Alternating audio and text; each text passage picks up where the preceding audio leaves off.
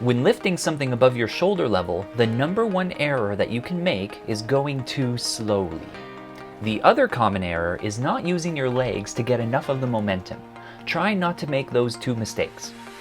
The proper way to set up the overhead lift is as follows. Stand in a staggered stance, that means with one foot in front of the other. Bend your knees, keep the load close to your belly button with your elbows by your sides and your back in a neutral position. Now, the movement.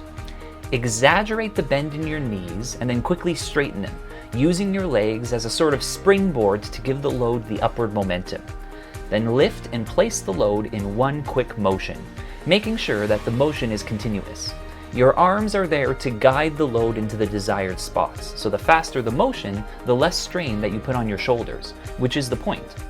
This task is very similar to shooting a basketball, except instead of letting go at the end, you guide it to its spot and release your grip once the load is safely placed.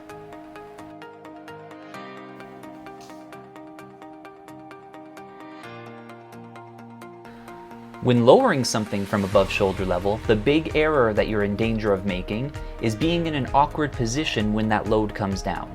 Usually this is because your back absorbs the downward momentum of the load and not your legs.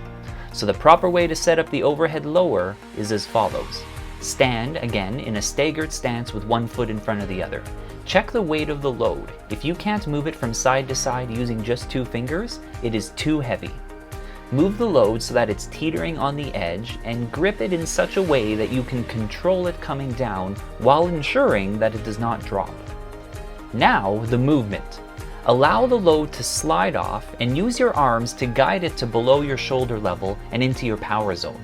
Once there, use your legs as shock absorbers by bending at the knee to take the downward momentum. Keep your back in a neutral position while doing this.